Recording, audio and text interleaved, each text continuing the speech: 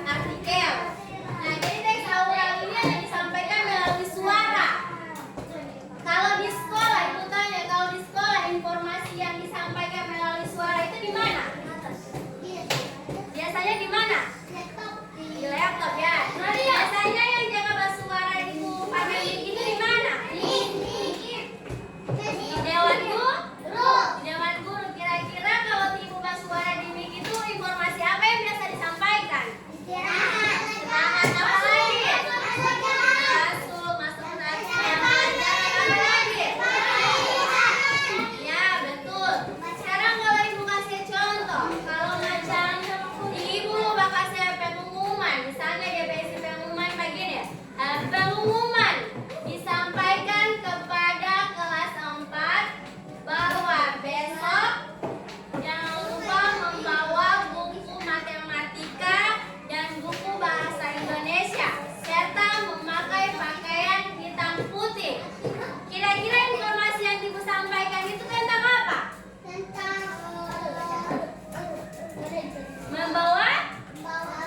Membawa apa tadi yang ibu sampaikan?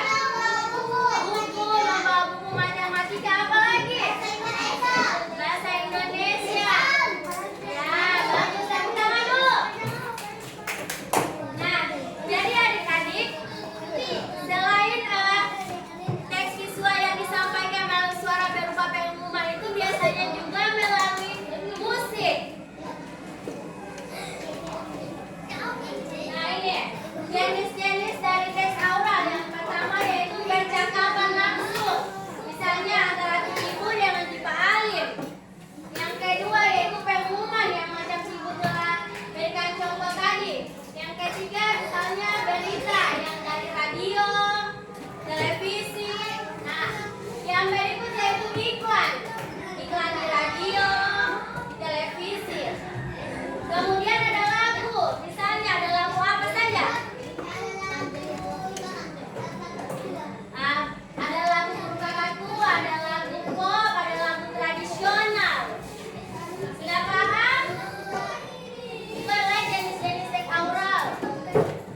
Sekarang ciri-ciri dari teks aural yang pertama apa? Nah, yang kedua intonasi, nada dan beda. Yang ketiga apa? Nomor 2, yang ketiga baca. Bisa didengar secara langsung. Yang keempat apa? Seringkali bersifat interaktif seperti percakapan dan tanya jawab. Oke, bagus. Sekarang manfaat dari teks aural ada apa saja? Menyampaikan informasi, misalnya berita, pengumuman, apa lagi?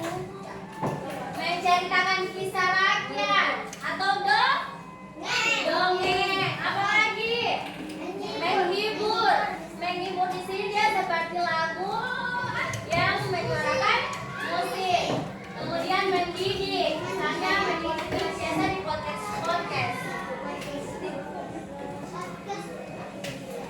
Oke, jadi itu adalah jenis-jenis teks aural, manfaat dan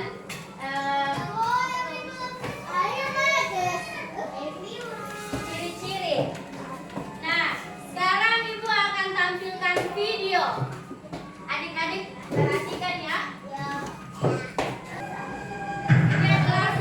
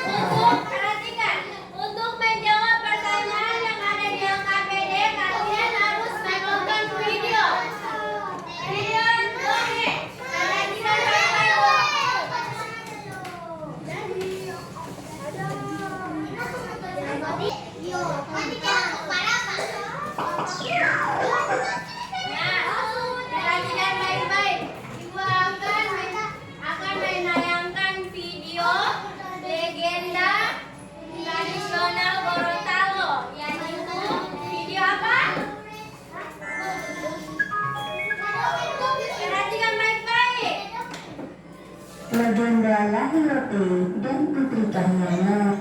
Nah, Ibu akan tampilkan sini.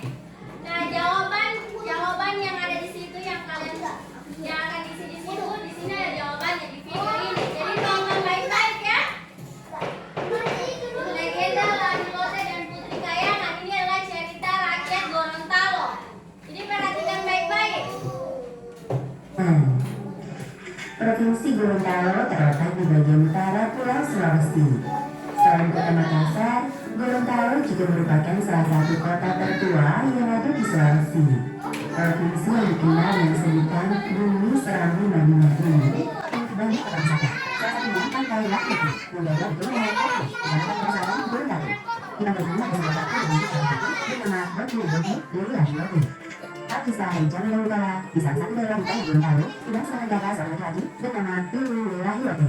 Ia pernah menjadi berburu, namun selesai membakar dan pulang masuk hutan. Pada suatu hari, seperti biasa setiap pagi, Lahilote terjun di kebun binatang. Namun kali ini mendengar suara yang tidur di sebelah telaga yang berada tak jauh dari hutan. Suara terdengar sakit di kejauhan, seperti perempuan wanita yang sedang bersedar bergaul. Lahilote kemudian mendekati asal suara itu. Ketika sampai di dekat tempat suara, Lahilote melihat ada perempuan yang cantik sedang berada di sebelah telaga. Mereka menyaksikan di angkasa, dan mereka bercanda hingga suaranya terdengar sampai luar telaga. Lahilote yakin mereka adalah putri Kayangan yang tunggu berlari. Hari-hari berikutnya, Lahilote selalu berkunjung ke daerah dan mencari tahu tentang putri Kayangan yang tak berada. Setelah lama mencari tahu, Lahilote berikut tiba.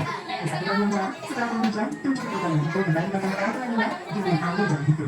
Mereka berada di dalam telaga dan dengan gembira sambil bersendang melakukan berenang di telaga.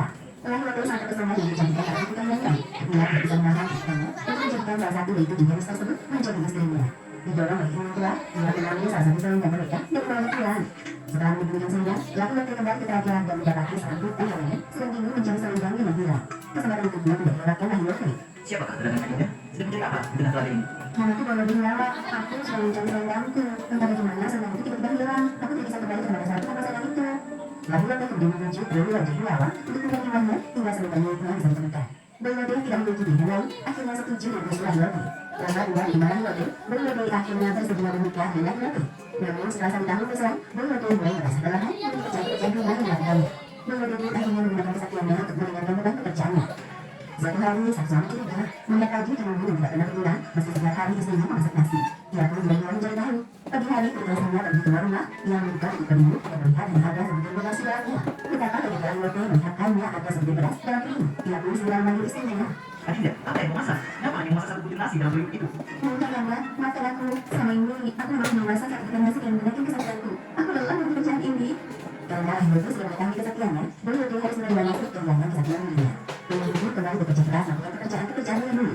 Seiring berjalannya waktu, keinginan Lahilote untuk kembali ke Kayangan perlahan terlupakan. Hingga pada suatu hari, ketika ia tengah membersihkan lubang padi, Lahilote tidak sengaja menemukan selendangnya yang telah bertahun-tahun tiba-tiba berada dalam sebuah tabung bambu. Seketika itu juga ia segera memakannya dan terbang ke Kayangan tanpa memikirkan suaminya yang tengah mencari rotan di kulitnya. Sementara itu, setelah sang ayah mencari rotan, Lahilote pulang dengan membawa obat rotan. Cuma rotan ini pada biasanya, ia bergegas pulang untuk memberitahukan kabar gembira itu pada istrinya. Tapi alangkah sedihnya Lahilote ketika sang ibunya akhirnya tidak menemukan istrinya. Dia lebih banyak selendang yang disimpannya. Dengan tergesa ia mengambil tabung bambu tempat selendang istrinya disimpan. Namun tabung bambu itu telah kosong. Lahilote telah menemukan selendang miliknya. Ia pasti telah kembali ke tempat asalnya di Kayangan. Lahilote sangat sedih mendapat hubungan dengan bagi sang istri. Ia ingin menyusulnya, namun bagaimana caranya?